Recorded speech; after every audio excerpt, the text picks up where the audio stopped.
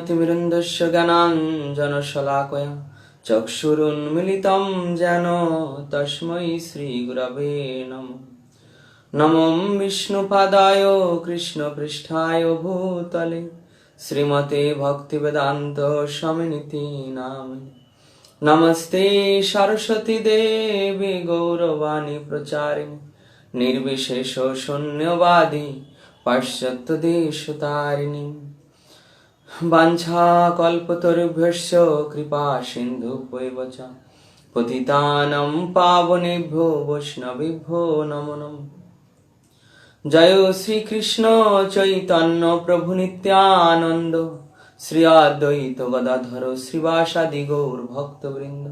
हरे कृष्ण कृष्ण कृष्ण हरे हरे, हरे राम राम राम हरे हरे। हरे कृष्ण।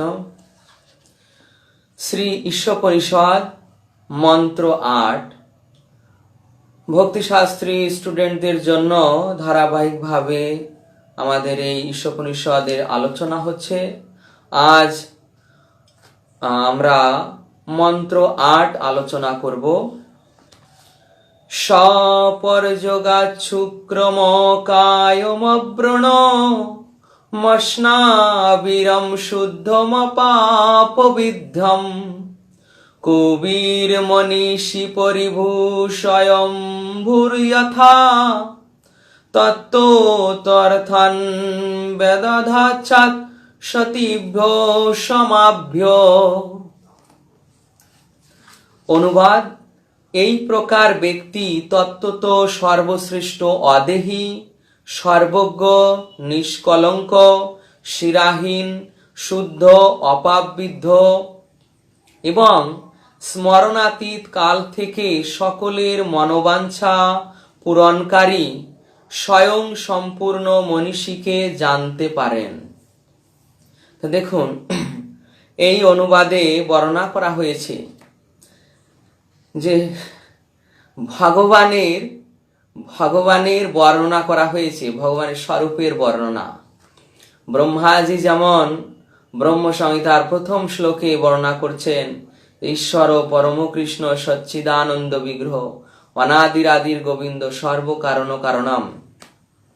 তো এখানে ঠিক ভগবানের এই বর্ণনা করা হয়েছে, কিন্তু এটা বুঝতে গেলে তত্ত্বদ্রষ্টা আচার্যদের পরম্পরায় সেটা জানতে হবে। যদি স্বাভাবিক অর্থ করে কেউ স্বাভাবিক অর্থ করে আরোহ পন্থায় জানতে চান, অর্থাৎ নিজের মন গড়া নিজের সিদ্ধান্তের উপর কেউ যদি জানতে চান, তাহলে এই শ্লোক তিনি বুঝতে পারবেন না। কেননা এই শ্লোকে এই যে ভগবানের ক্ষেত্রে শব্দ প্রয়োগ করা হয়েছে অদেহী, এই প্রথম শব্দ ভগবানের বৈশিষ্ট্য, স্বরূপের বৈশিষ্ট্য বর্ণনা করা হয়েছে, প্রথমেই দেওয়া হয়েছে অদেহী। তাহলে সাধারণ যারা মায়াবাদী, নির্বিশেষবাদী অর্থাৎ ব্রহ্মবাদী সম্প্রদায়, তারা মনে করবে যে অদেহী মানে যার কোনো দেহ নেই। এটাই স্বাভাবিকভাবে তারা মনে করবে যে যার কোনো দেহ নেই। কিন্তু অদেহী শব্দের অর্থ কি, সেটাই পরম্পরা ধারায় জানতে হবে। পরম্পরা ধারায় যদি আমরা না জানার চেষ্টা করি, আমাদের মন গড়া ধারায় যদি জানতে চাই, তাহলে অদেহী শব্দের অর্থ তারা জানবে যার কোনো শরীর নেই, যার কোনো দেহ নেই। কিন্তু যারা পরম্পরা ধারায় তত্ত্বদ্রষ্টা আচার্যের কাছ থেকে শ্রবণ করেছেন, তারা এই শব্দের অর্থ করেছেন যে অদেহী মানে তার কোনো জড় দেহ নেই, তার দেহ চিন্ময়, অর্থাৎ তার দেহ জড় নয়, তার চিন্ময় দেহ, তার কোনো জড় দেহ নেই, এই জন্য তিনি অদেহী। আর সর্বজ্ঞ, সর্বজ্ঞ মানে সম্পূর্ণ রূপে তিনি সব কিছু সম্বন্ধে জ্ঞাত। নিষ্কলঙ্ক নিষ্কলঙ্ক, অর্থাৎ তার কোনো প্রকার জড়জগতের কলুষতা নেই। তার কোনো প্রকার জড়জগতের কলুষতা নেই। শিরাহীন, শিরাহীন মানে আমাদের যেমন শিরা হয়েছে, আমাদের যেমন শিরা রয়েছে, ধমনী রয়েছে, তার ক্ষেত্রে বলা হচ্ছে শিরাহীন। তাহলে কি তার শিরা ধমনী এগুলো নেই? হ্যাঁ, ভগবানের দেহে এই সমস্ত কিছু নেই। ভগবানের দেহ সচ্চিদানন্দময়, চিন্ময়, তার দেহ চিন্ময়। আমাদের মতো শিরা ধমনী রক্ত মাংস এ দিয়ে তার শরীর রচিত নয়। শুদ্ধ অপাববিদ্ধ, শুদ্ধ, শুদ্ধ কি না জড় জগতের সমস্ত গুণ থেকে তিনি মুক্ত। অপাববিদ্ধ অর্থাৎ জড়জগতের কোনো পাপ তাকে স্পর্শ করতে পারে না। স্মরণাতীত কাল থেকে সকলের মনোবাঞ্ছা পূর্ণকারী স্বয়ং সম্পূর্ণ মনীষীকে জানতে পারেন। তিনি সমস্ত কিছু জ্ঞাত, সমস্ত তত্ত্বের জ্ঞাতা। সেই স্মরণাতীত কাল থেকে আমরা আমাদের স্মরণে যে কালের অবতারণা করতে পারি, ভগবান তারও অতীত, ভগবান শ্রীকৃষ্ণ তার অতীত, কিন্তু আমরা আমাদের স্মরণে যে কালকে আনতে পারি তিনি তারও অতীত, এবং তারও পূর্বে থেকে ভগবান সেই সমস্ত জীবের ভূত ভবিষ্যৎ বর্তমান সবকিছু সম্বন্ধে অবগত। তাৎপর্য শ্রীল প্রভুপাদ আলোচনা করছেন, যেই মন্ত্রে অদ্বয় জ্ঞান পরম পুরুষ ভগবানের অপ্রাকৃত নিত্য রূপের বর্ণনা দেওয়া হয়েছে, এই বর্ণনা থেকে জানতে পারা যায় যে শ্রী ভগবান নিরাকার নন। অদেহি মানে তিনি নিরাকার নন, তার নিজস্ব অপ্রাকৃত রূপ রয়েছে। সেই রূপ মোটেই পার্থিব জগতের অনুরূপ নয়। তো তার যে রূপ সেটা পার্থিব জগতের অনুরূপ নয়, এই জন্য তিনি অদেহি। আর আমাদের এই যে দেহ, আমাদের দেহ, আমাদের মন, মনটা সূক্ষ্ম, দেহটা স্থূল, আর আত্মা, আত্মা হচ্ছে প্রকৃত আমরা স্বরূপে আত্মা। তা এই যে আমাদের তিনটি ভিন্ন, সূক্ষ্মটা ভিন্ন, স্থূলটা ভিন্ন, আর স্বরূপে আত্মা স্বরূপ সেটাও ভিন্ন। কিন্তু ভগবানের কোনোটাই ভিন্ন নয়। তার যে দেহ সেটাই তার মন, সেটাই তার আত্মা। তার দেহ মন আত্মায় কোনো পার্থক্য নেই। তাই বলছে তার রূপ পার্থিব জগতে রূপের অনুরূপ নয়। এই জড় জগতে জীবের রূপসমূহ মূর্তকরণ করেছেন জড়া প্রকৃতি। তারা যন্ত্রের মতো কাজ করে। শিরা ধমনী ইত্যাদি সহ জীবদের বাহ্যিক ও আভ্যন্তরীণ গঠন অবশ্যই যন্ত্রের মতো, কিন্তু ভগবানের অপ্রাকৃত দেহে শিরা ধমনী কিছুই নেই।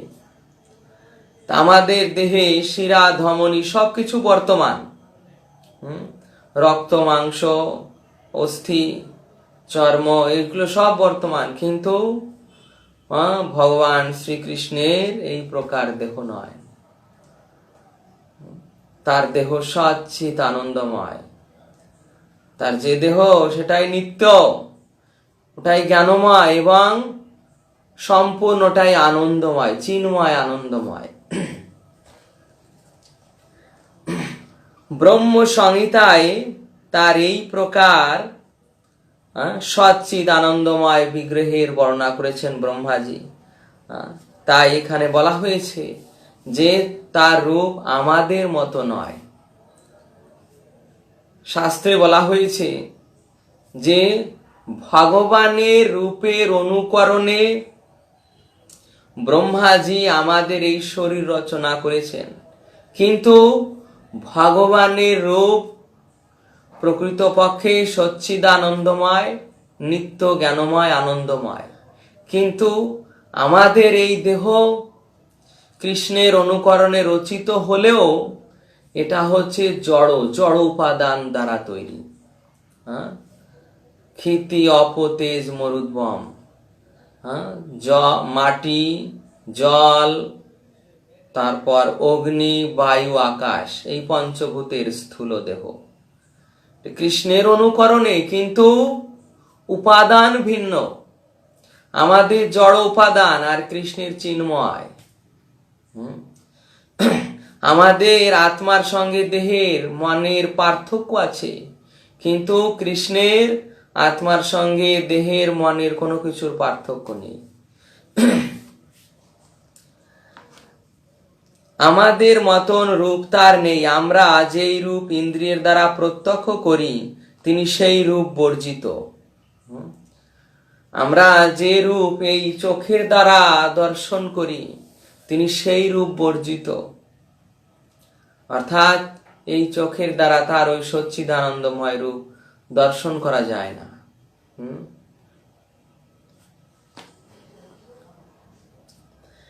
শ্রুতি মন্ত্রে বলা হয়েছে যে ভগবান তার হাত দিয়ে হাঁটতে পারেন, পা দিয়ে যে কোনো জিনিস গ্রহণ করতে পারেন এবং চোখ দিয়ে ভোজন করতে পারেন।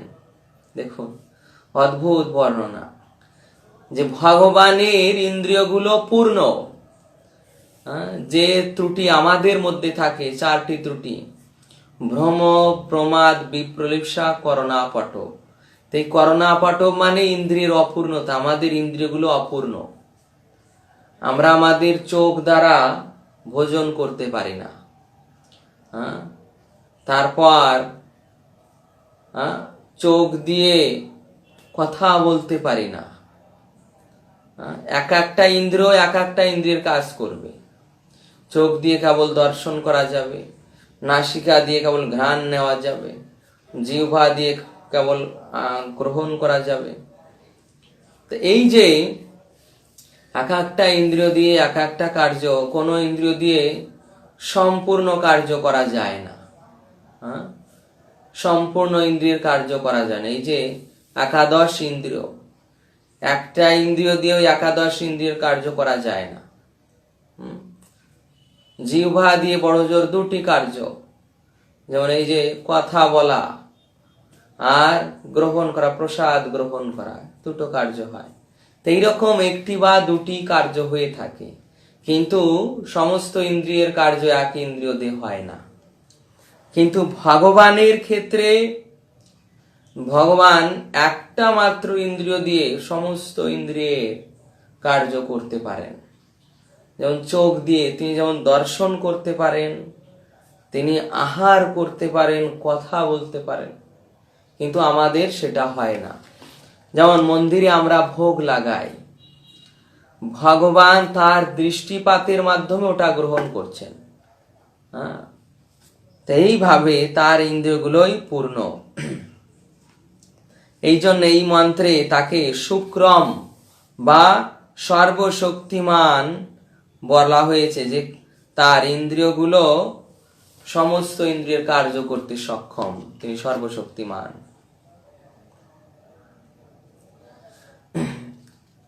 ভগবানের যে মূর্তি মন্দিরে পূজিত হয় সেটাও ঠিক ভগবানের নিত্য স্বরূপের মতোই। এখানে বলছেন যে অধিকারী আচার্যবৃন্দ পূজার্চনার্থে মন্দিরে যে শ্রী বিগ্রহ প্রতিষ্ঠা করেন এবং যারা সপ্তম মন্ত্র অনুসারে ভগবানকে উপলব্ধি করেন, সেই বিগ্রহের সঙ্গে ভগবানের আদি স্বরূপের কোনো পার্থক্য নেই। মন্দিরে প্রাণ প্রতিষ্ঠিত বিগ্রহ এবং শ্রীকৃষ্ণের আদি স্বরূপ এর মধ্যে কোনো পার্থক্য নেই। শ্রীকৃষ্ণ অর্থাৎ কি পার্থক্য নেই? কোনো পার্থক্য নেই। ভগবান তার ধামে সচ্চিদানন্দময় শরীরে বিরাজমান, মন্দিরে যেখানে প্রাণ প্রতিষ্ঠিত হয়েছেন সেখানেও সেই রূপে বিরাজমান, কোনো পার্থক্য নেই। ইনিও সচ্চিদানন্দময় সেই কৃষ্ণ, উনিও সচ্চিদানন্দময় সেই কৃষ্ণ। যে যেখানে প্রাণ প্রতিষ্ঠিত হয়েছেন সেখানে তিনি স্বয়ং বিরাজমান। মহাপ্রভু বলছেন, বিগ্রহ নও তুমি সাক্ষাৎ ব্রজেন্দ্র নন্দন। তুমি বিগ্রহ নও, তুমি সাক্ষাৎ ব্রজেন্দ্র নন্দন। এই জন্য বিগ্রহ এবং যে স্বয়ং আদিরূপ তার মধ্যে কোনো পার্থক্য নেই। যেমন দেখেছেন টোটা গোপীনাথ, পূজারী প্রার্থনা করেছে যে প্রভু আপনি যে দাঁড়িয়ে আছেন আমি মালা পরাতে পারছি না, বসে পড়ুন।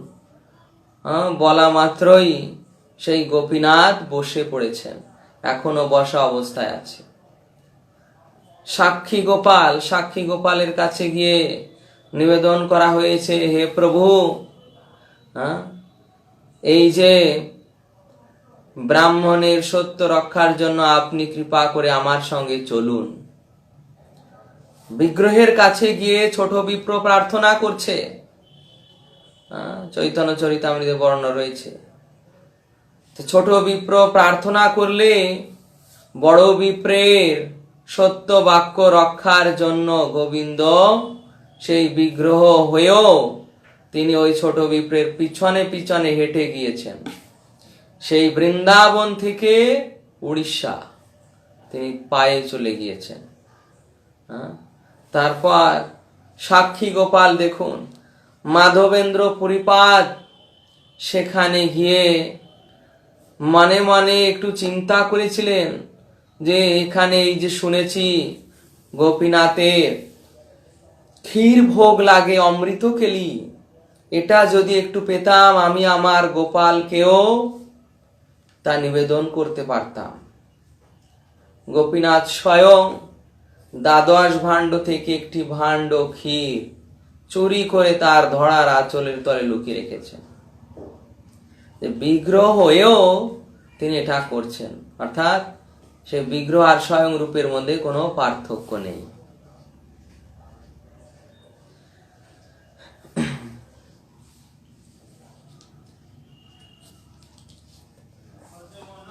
মন্দিরে পূজিত আর্চা বিগ্রহই ভগবানের প্রকাশ্য রূপ। আর্চা বিগ্রহ উপাসনার দ্বারা ভক্ত তৎক্ষণাৎ ভগবানের সম্মুখীন হন। ভগবান তার অচিন্ত শক্তির দ্বারা ভক্তের সেবা গ্রহণ করেন। শুদ্ধাত্মা আচার্য বৃন্দের প্রার্থনায় ভগবানের অর্চা বিগ্রহ অবতরণ করেন এবং ভগবানের অসীম শক্তির দ্বারা ভগবানের আদি স্বরূপের মতো ক্রিয়া করেন। ঈশোপনিষদ ও শ্রুতি মন্ত্র সম্বন্ধে অজ্ঞ ও মূর্খ ব্যক্তিগণ শুদ্ধ ভক্তের উপাস্য আর্চা বিগ্রহকে জড় উপাদানে গঠিত বলে বিবেচনা করে। কনিষ্ঠ অধিকারী ও মূর্খ ব্যক্তিদের ত্রুটিপূর্ণ দৃষ্টিতে এই অর্চা বিগ্রহ জড় বলে বিবেচিত হলেও এই সব মানুষেরা বুঝতে পারে না যে ভগবান সর্বশক্তিমান সর্বজ্ঞ হওয়ার ফলে তিনি তার ইচ্ছানুসারে জড়কে চেতন, চেতনকে জড়ে পরিণত করেন। তো মন্দিরে এই যে বিগ্রহ পূজাকে যারা নিন্দা করেন, মূর্তি পূজা পৌত্তলিক প্রথা বলে যারা নিন্দা করেন, কাঠ পুতুল পূজা করছে, পাথর পূজা করছে, এইভাবে যারা নিন্দা করেন তারা আসলে প্রকৃতই মূর্খ। কেননা তারা জানে না যে বিগ্রহে যদি কখনো প্রাণ প্রতিষ্ঠিত হয় তখন সেখানে স্বয়ং তিনি বিরাজ করেন। যে বিগ্রহ শুদ্ধ ভক্তির দ্বারা প্রাণ প্রতিষ্ঠিত হয় সেখানে তিনি স্বয়ং প্রতিষ্ঠিত হন। আবার এমন অনেক বিগ্রহ আছে যা স্বয়ং প্রতিষ্ঠিত, স্বয়ং আবির্ভূত, তার প্রাণ প্রতিষ্ঠিত হওয়ার প্রয়োজন হয়নি। এই রকম অনেক বিগ্রহ রয়েছে যা স্বয়ং প্রতিষ্ঠিত। যেমন এই যে টোটা গোপীনাথ বিগ্রহ স্বয়ং আবির্ভূত, তার প্রাণ প্রতিষ্ঠিত হওয়ার প্রয়োজন হয়নি। বৃন্দাবনে বাকে বিহারী স্বয়ং প্রতিষ্ঠিত, স্বয়ং আবির্ভূত হয়েছেন। তারপর রাধা গোকুলানন্দ, রাধা রমন, গোপাল ভট্ট গোস্বামীর রাধা রমন স্বয়ং প্রতিষ্ঠিত। শ্যামানন্দ প্রভু রাধা শ্যাম সুন্দর স্বয়ং প্রতিষ্ঠিত। এই প্রকার এই স্বয়ং প্রতিষ্ঠিত বিগ্রহ রয়েছেন, যার প্রাণ প্রতিষ্ঠারও প্রয়োজন হয়নি, তিনি স্বয়ং আবির্ভূত হয়েছেন ভক্তের প্রেমে। তাই যারা এই প্রকার ভুল করছেন যে মূর্তি বিগ্রহ কাঠ পাথরের তৈরি, তাদের এই ভগবানের প্রতি অবজ্ঞাজনিত অপরাধ, ভগবানের শ্রী বিগ্রহকে কাঠ পাথর মনে করা জনিত অপরাধ, মহা অপরাধ করছেন তারা। কনিষ্ঠ অধিকারী বা মূর্খ ব্যক্তিদের ত্রুটিপূর্ণ দৃষ্টিতে অর্চা বিগ্রহ জড় বলে বিবেচিত হলেও এইসব মানুষেরা বুঝতে পারে না যে ভগবান তার সর্বশক্তিমত্তার প্রভাবে পাথরকেও চেতনত্ব প্রদান করতে পারেন, চেতনকেও জড়তে পরিণত করতে পারেন। কেননা যিনি সর্বশক্তিমত্তা সমন্বিত, তার পক্ষে কিছুই অসম্ভব নয়। এটা তো অন্তত জানা প্রয়োজন যে যিনি সর্বশক্তিমত্তা সম্পন্ন, তার কাছে কোনো কিছুই অসম্ভব নয়। এইভাবে ভগবান তার সর্বশক্তিমত্তার প্রভাবে শ্রী বিগ্রহে আবির্ভূত হন। যেখানে ভগবান স্বয়ং স্ফটিক স্তম্ভের ভিতর থেকে আবির্ভূত হলেন, সেখানে যে বিগ্রহ প্রাণ প্রতিষ্ঠিত হয়েছে, সেখানে তিনি আবির্ভূত হবেন না কেন? প্রহ্লাদ মহারাজকে রক্ষা করার জন্য ভগবান নৃসিংহদেব স্ফটিক স্তম্ভের ভিতর থেকে বের হলেন, আবির্ভূত হলেন। তাহলে যারা ভক্তিপূর্বক ভগবানের পরম প্রিয় পৃষ্ঠজন, তারা ভক্তি সহকারে ভগবানকে শ্রীমূর্তিতে প্রতিষ্ঠা করছেন, ভগবান সেখানে কেন আবির্ভূত হবেন না? ভগবান অবশ্যই সেখানে আবির্ভূত হন।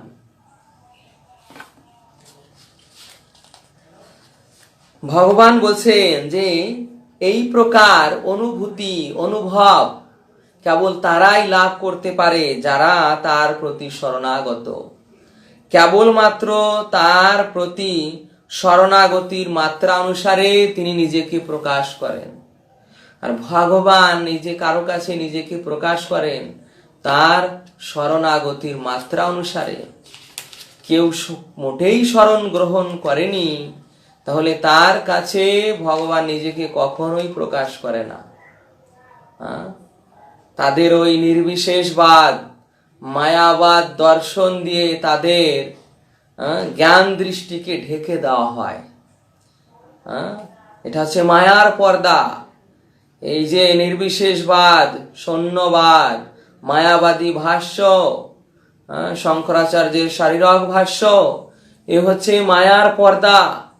যে ওই বিদ্বেষ পরায়ণ আসুরিক মনোভাব আবিষ্ট কৃষ্ণ বিদ্বেষীদের দৃষ্টিকে ঢেকে দেওয়া হয়েছে ওই শঙ্করাচার্যের শারীরক ভাষ্য দিয়ে, মায়াবাদী ভাষ্য দিয়ে, যার দ্বারা তারা দেখতে পায় না।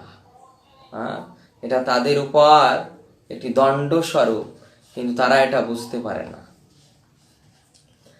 এইভাবে শরণাগতির মাত্রা অনুসারেই ভগবান তার কাছে নিজেকে প্রকাশ করেন।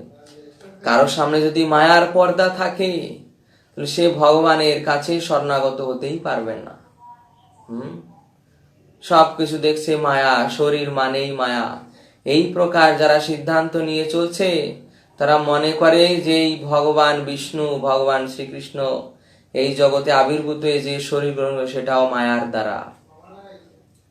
তার এই প্রকার ভগবানের চিৎ স্বরূপে মায়া আরোপ করা, যে তার শরীর মায়াময়, এটা সব থেকে বড় অপরাধ, গর্হিত অপরাধ। শাস্ত্রে বলা হয়েছে যে এর থেকে আর বিষ্ণু নিন্দা হয় না। এই মন্ত্রে এবং অন্যান্য বৈদিক মন্ত্রে স্পষ্টভাবে উল্লেখিত আছে যে অনন্তকাল থেকে ভগবান জীবকুলকে তার প্রয়োজনীয় খাদ্য সামগ্রী সরবরাহ করে আসছেন। প্রথমে জীব কোনো কিছু ইচ্ছা করে, ভগবান তার যোগ্যতা অনুসারে সেই সমস্ত বিষয়গুলি সরবরাহ করেন। এই যে জীব ভগবানের কাছে ইচ্ছা করেন, জীবের এই যে স্বতন্ত্র শক্তি মানে ক্ষুদ্র স্বতন্ত্র ইচ্ছা শক্তি রয়েছে, এই ইচ্ছা অনুযায়ী তারা ভগবানের কাছে প্রার্থনা করে, ভগবান করুণা করে তাদের সেটা মঞ্জুর করেন। তাহলে দুটি কার্য, একটা হচ্ছে কি জীবের সদিচ্ছা, আর হচ্ছে ভগবানের অনুমোদন। এই দুটি যদি না হয়, বিশেষভাবে মনে করুন যে জীবের ইচ্ছা হলো কিন্তু ভগবানের করুণা হলো না, তাহলে তারা লাভ করতে পারবেন না। দুটি প্রয়োজন, ভগবানের কৃপার বিশেষ প্রয়োজন। সাধারণ জীব জানে না যে ভগবানের কাছে কি প্রার্থনা করতে হয়। সাধারণ জীব কিন্তু এটা জানে না যে ভগবানের কাছে কি প্রার্থনা করতে হয়। আমরা তো হাজার রকমের প্রার্থনা দেব দেবীদের কাছে যাই। এই যে ভগবতী দুর্গা দেবীর আরাধনা হলো, সেই সকাল থেকেই শুনছি যশম দেহি, ধনম দেহি, ভারজাম দেহি, পথিম দেহি, মানে শুধু দেহি দেহি দেহি। এত প্রকার চাওয়া পাওয়া মনের মধ্যে রয়েছে যে দেবীও সংকটে পড়ে যান যে কোনটা পূরণ করবেন। এত চাওয়া পাওয়া, এই যে কামনা বাসনায় অন্ধ হয়ে এইভাবে প্রার্থনা, এটা জীবের প্রকৃত কামনা বাসনা নয়। হ্যাঁ, জীবের কামনা বাসনা রয়েছে, কিন্তু সেই কামনা বাসনার শুদ্ধ রূপ কোনটি, কি চাইতে হয় সেটা জানতে হয়। ভগবানের কাছে কি চাইতে হয়, আর যদি কেউ দেবদেবীর আরাধনা করে সেখানে কি চাইতে হয়। দেবদেবীদের আরাধনা করা নিষিদ্ধ, তথাপি যদি কেউ দেবদেবীদের আরাধনা করে, পূজা করে, তাহলে দেবদেবীদের কাছে কি চাইতে হয়। আর যদি কেউ ভগবানের আরাধনা করে, ভগবানের কাছে কি প্রার্থনা করতে হয়। তা শাস্ত্রে বলা হয়েছে যে ভগবানের কাছে যদি ভগবানের কাছে কোনো প্রার্থনা করতে নেই, মানে কোনো চাওয়া পাওয়া বাসনা নিয়ে ভগবানের দুয়ারে যেতে নেই, কেননা ভগবান তো পূরণ করবে, কিন্তু আমার ভক্তি ছোট হয়ে যাবে, আমার ভক্তি হীন হয়ে যাবে, আমার ভক্তি ছোট হয়ে যাবে। যদি চাইতে হয় এমন কিছু চাইব যাতে আমার ভক্তির মানদণ্ড উচ্চ থাকে, তো সেই চাওয়া কি? তো সেই চাওয়া হচ্ছে ভক্তি, তার চরণে সেবা প্রার্থনা করা। হে প্রভু, জনম জনম যেন তোমার নিত্য সেবায় যুক্ত হতে পারি, তোমার শ্রীচরণে শুদ্ধ ভক্তি প্রদান করো। যদি চাইতে হয় এইসব চাইতে হবে, অন্যথায় অন্য প্রকার চাওয়া কামনা বাসনার পরিচয়, জড়জাগতিক কামনা বাসনার পরিচয়, তাই অন্য সব চাইতে নেই। আর দেবদেবীদের কাছেও যদি চাইতে হয়, সেখানেও কৃষ্ণ ভক্তি চাইতে হয়। যেমন গোপিকারা কাত্যায়নী দেবীর কাছে চেয়েছিলেন, কাত্যায়নী মহামায়ে মহাযোগিনধীশ্বরী নন্দ গোপ সুতং দেবী পতিং মে কুরুতে নম। অর্থাৎ হে দেবী কাত্যায়নী, এই যে আপনার ব্রত আমরা করছি, আপনি যদি প্রসন্ন হন তাহলে কৃপা করুন যেন নন্দগোপের পুত্র শ্রীকৃষ্ণ আমাদের পতি হয়। তো এই কামনা ছিল কৃষ্ণকে লাভ করার। তাদের ওই জড়জাগতিক বাসনা পূরণের জন্য ধন জন ঐশ্বর্য এসবের কোনো কামনা ছিল না। তাই কামনারও শুদ্ধ রূপ হচ্ছে এটাই, যে কৃষ্ণ ভক্তি লাভ করার কামনা।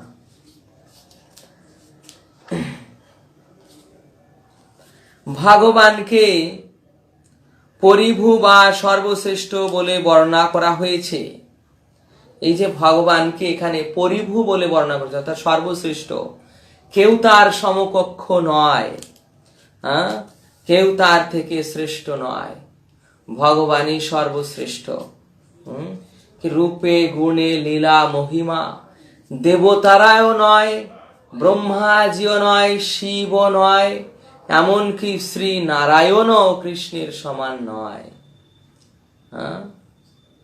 কৃষ্ণের অপ্রাকৃত গুণাবলীর জন্য তিনি সর্বশ্রেষ্ঠ। তিনি তার লীলার দ্বারা লীলাইতেন ভুবনানি জয়ত্ত যশ্রম গোবিন্দম আদি পুরুষম তমহম ভজম, তিনি লীলার দ্বারা সমস্ত ব্রহ্মাণ্ডকে জয় করেছেন। তার মতো আর কেউ গুণ সম্পন্ন নয়। এইভাবে শ্রীকৃষ্ণের সমকক্ষ বা তার চেয়েও শ্রেষ্ঠ আর কেউ নেই, শ্রেয় কেউ নেই। তাই কেবলমাত্র তার চরণে ভক্তি প্রার্থনা করা কর্তব্য, তার নিত্য সেবায় যুক্ত হওয়ার কামনা করা প্রয়োজন। এখানে সর্বশেষ এখানে বর্ণনা করা হচ্ছে যে ভগবান শুদ্ধম অপাপ বিদ্ধম, অর্থাৎ তিনি বিশুদ্ধ এবং কলুষতাহীন। এই জড় জগতের কোনো প্রকার পাপ তাকে স্পর্শ করতে পারে না। শুদ্ধম অপাপ বিদ্ধম, কেন তিনি সমস্ত গুণের ঊর্ধ্বে, সমস্ত গুণের ঊর্ধ্বে, তাই তিনি অপাপ বিদ্ধম। এবং তার ভক্তগণ যেহেতু তার ভক্তিতে যুক্ত, তাই তারাও পবিত্র। এমনকি কেউ যদি পাপীও হয়, কেউ যদি পাপী হয়, সে ভগবানের সংস্পর্শে আসার সঙ্গে সঙ্গে আসা মাত্রই শুদ্ধ হয়ে যায়। এইভাবে যেমন সূর্য, প্রভুপাদ উদাহরণ দিচ্ছেন সূর্যে, যেমন সূর্যের শক্তি রয়েছে যে নোংরা থেকেও সেখানকে পরিষ্কার করে দেওয়া, যেমন নোংরা আবর্জনা মলমূত্র যেখানে রয়েছে, সূর্য সেখান থেকে তাপ প্রদান করে সেখান থেকে জল শুষে নিচ্ছে, এটাকে শুকনো করে দিচ্ছে, তারপর সেটাকে পবিত্র করে দিচ্ছে সেই স্থানকে। এইভাবে সূর্যের প্রভাবে কালে কাল অতিক্রম করে সেই স্থান পবিত্র হয়ে যাচ্ছে। এই যে সূর্য কি অপবিত্র স্থান থেকে, কত নর্দমার থেকে জল শোষণ করছেন, কত ড্রেন থেকে জল শোষণ করছেন, তথাপি সূর্য কি অপবিত্র হয় সেই জল লাভ করে? না, সূর্য ওই অপবিত্র স্থান থেকে জল শোষণ করে নিলেও সূর্য তার স্বরূপে সেই একই রকম থাকেন, তিনি কখনো অপবিত্র হন না। ওই অপবিত্র বস্তুর দ্বারা তিনি কখনো অপবিত্র হন না, পরন্তু তার শুদ্ধতার দ্বারা ওই সমস্ত স্থানকে শুদ্ধ করেন। ঠিক তেমন কৃষ্ণ হয় সূর্য সম, কৃষ্ণকে সূর্যের সঙ্গে তুলনা করা হয়েছে যে কৃষ্ণ তেমন যারা এই জগতে কলুষতায় পূর্ণ আছেন, পাপী ব্যক্তি আছেন, কৃষ্ণের সংস্পর্শে আসা মাত্রই তারা শুদ্ধ হয়ে যান, তারা অপাপবিদ্ধ হয়ে যান। কিন্তু কৃষ্ণকে এর জন্য কোনো পাপ তাপ গ্রহণ করতে হয় না, তিনি সর্বদা নিষ্কলুষ থাকেন। এইভাবে প্রভুপাদ বলছেন যে সামান্য একটি জড় বস্তু সূর্য যদি এত শক্তিশালী হয়, তাহলে সর্বশক্তিমান ভগবানের শক্তি এবং পবিত্রীকরণের ক্ষমতা আমরা কল্পনাও করতে পারি না। এইভাবে এই শ্লোকের যে বর্ণনা শ্রীল প্রভুপাদ আলোচনা করেছেন তার সার এটাই যে ভগবান অদেহী অর্থাৎ সচ্চিদানন্দময় দেহ বিশিষ্ট, তিনি সর্বজ্ঞ নিষ্কলঙ্ক, তিনি জড় শিরা ধমনীবিহীন অপ্রাকৃত স্বরূপ, অপাপবিদ্ধ, কোনো প্রকার জড় কলুষতা তাকে স্পর্শ করতে পারে না, এবং তিনি সমস্ত ভক্তদের বাসনা পূরণকারী। তাই ভাগবতে বলা হয়েছে অকাম সর্বকাম বা মোক্ষ কাম উদারধি তীব্রেণ ভক্তি যোগেন যজেত পরশু পুরুষম পরম। এই শ্লোক ভগবান বর্ণনা করেছেন, কিন্তু এটা বর্ণনা করার উদ্দেশ্য যে তিনি সমস্ত কিছুই দিতে পারেন, কিন্তু তার কাছে আসল একটা জিনিস এই ভক্তিধান, সেটি আমাদের কাম্য। তো এইভাবে ভগবানের চরণে কেবল ভক্তি প্রার্থনা করা প্রয়োজন। আজকে আমাদের আলোচনা এই পর্যন্তই বিশ্রাম রাখা হচ্ছে। পরবর্তী দিন 9ম শ্লোক আলোচিত হবে। হরে কৃষ্ণ।